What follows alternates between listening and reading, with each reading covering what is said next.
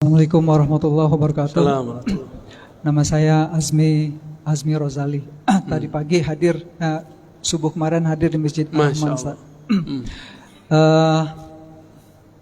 Saya di khutbah tadi menangkap Ustadz memberi stigma tertentu negatif kepada para pesantren hafiz, adik-adik kita yang sedang berjuang untuk menghafal Al-Quran saat ini, Ustaz. Oke. Dan itu hampir jatuh air mata saya mendengar hal itu disampaikan di khutbah. Pertanyaan saya adalah, sebelumnya kalau itu diucapkan oleh Presiden Amerika, kami sudah biasa, Ustaz. Saya sudah biasa. Kalau itu diucapkan oleh kaum buzzer yang membenci Islam, kami juga sudah biasa, Ustaz. Ini yang sekarang yang ngomong saya. Tapi kalau gitu kan? sekarang dia bicara itu, Ustaz, memang agak hampir jatuh air mata saya, Ustaz, mendengar itu. Jadi, kenapa Bapak jatuh air matanya? Apa saya menyerang orang rumah tahfiz? Iya, Ustaz. Bapak salah paham. Dari khutbah itu yang saya tangkap, itu Ustadz memberi stigma negatif kepada para kelompok hafiz Al-Quran. Terima kasih. Assalamualaikum warahmatullahi wabarakatuh. Assalamualaikum warahmatullahi wabarakatuh. Bapak kira saya bukan orang rumah tahfiz? Saya orang rumah tahfiz juga, Pak.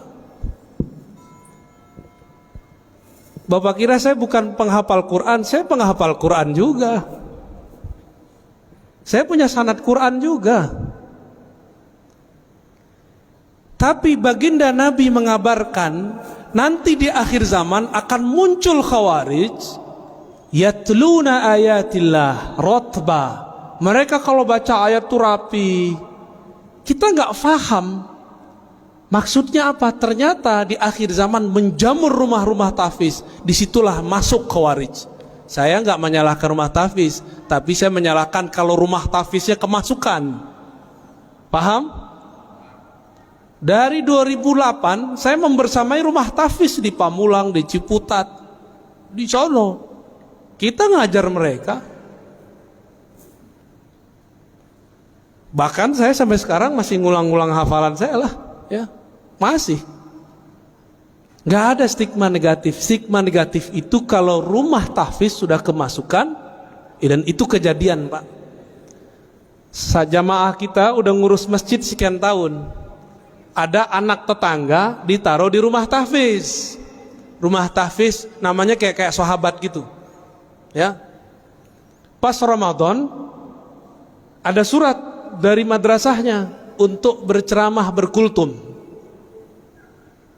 Apa isi kultumnya? Dari awal sampai akhir menyalahkan amalan di masjid itu. Anaknya baru berumur 9 tahun. Kemasukan nggak? Kemasukan, Pak. Itu di sana, di pusat itu. Saya nggak tahu nasibnya kalau di sini. Maka supaya tidak kemasukan, tolong orang-orang sekitar atau praktisi tahfiz bersanad dalam Al-Quran, bukan hanya sanad bacaan, tapi juga sanad pemahaman. Jadi stigma negatif kita kepada orang yang menyusup kepada rumah tahfiz, bukan rumah tahfiznya. Saya mau tanya, Pak, dari dulu negeri ini sudah ada belum pesantren tahfiz? Bapak jujur, sekarang yang buka rumah tahfiz, hafiz gak? Jujur aja, Pak. Hafiz gak? Rentan gak kemasukan? Itu maksud saya, paham? Kenapa kita kalau mau mengirim anak kita tahfiz gak dikirim ke pesantren tahfiz? Di mana pesantren tahfiz di Indonesia paling maju? Anak kecil-kecil, Pak, kayak gini hafiz 30 juz banyak. RCTI kan baru muncul kemarin sore yang digawangi oleh Syekh Ali Jaber almarhum. Kalau di Kudus, di Kerapiak, Pangandaran itu udah biasa bocah-bocah kecil hafal Quran. Tapi di Kudus ada syarat ijazahnya, nggak boleh ikut musabaqah, nggak boleh ikut lomba Quran, nggak boleh. Anak-anak kecil hafiz Quran 30 juz, antum percaya nggak? Segede-gede gini. Kelas 6 SD udah ulang sekian kali. Masuk SMP udah belajar qiraat mereka sebagian.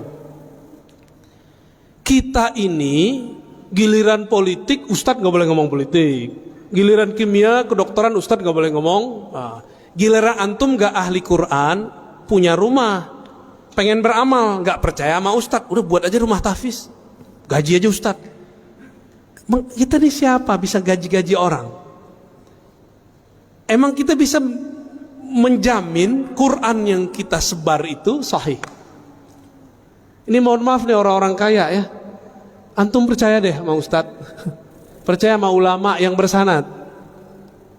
Ini ngeliat Ustadz udah curiga dulu ya. Akhirnya rumah tahfiz nggak dilepas-lepas, buat pesantren bangunannya doang. Banyak Pak, saya udah jalan, orang kaya bingung mau beramal, dia buatlah pesantren, judulnya tapi gurunya nggak ada. Dimintalah seorang ustadz ngajar 3 bulan kabur, ganti lagi ustadz setahun bubar semua. Dia kira pesantren itu kalau ada bangunan terus tengahnya ada masjid berkubah, terus ada kaligrafi, dia mengira pesantren itu begitu. Pesantren bukan itu Pak. Pesantren itu guru, murid, kiai, santri, ngaji, baru ada bangunan. Kalau orang sok beragama, dia buat bangunan dulu, dia kira bisa bikin pesantren. Paham? Yang ngerti pesantren siapa? Ulama. Yang ngerti buat jalan, buat bangunan siapa? Insinyur. Maka kami gak urus Pak itu. Kita ini sering membatas-batasi ustadz, tapi kita kemudian ngambil wilayah dia. Ya. Jadi kalau nggak pakar-pakar amat, lu serahin ke pakarnya. Rentan sekali.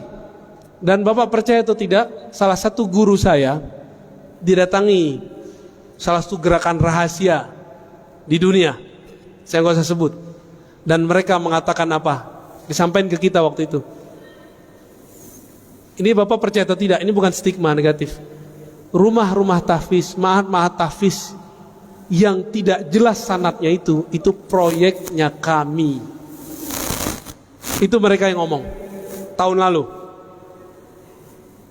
Untuk mengadu ulama-ulama yang ada di pesantren-pesantren dengan orang yang juga berkopiah, ngafal Quran, tapi isi dalam kolbunya tidak ada Quran. Dia cuma ngapal. Ini mohon maaf Pak, kita ini kan termakan. Kalau makof itu ke ahli Quran.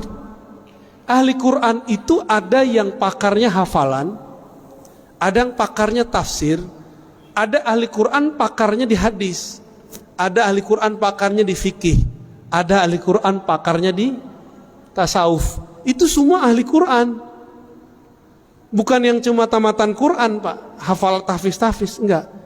Apakah bisa mengamalkan Quran tanpa ilmu fikih? Apakah bisa mengamalkan Al-Quran tanpa ilmu akidah? Kan enggak bisa.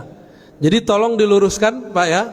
Saya tidak pernah punya stigma negatif kepada penghafal Quran. Saya cuma mengkhawatirkan jika rumah-rumah tahfiz dibuat oleh orang yang bukan ahli agama, nanti kesusupan oleh kelompok Khawarij. Itu aja Pak.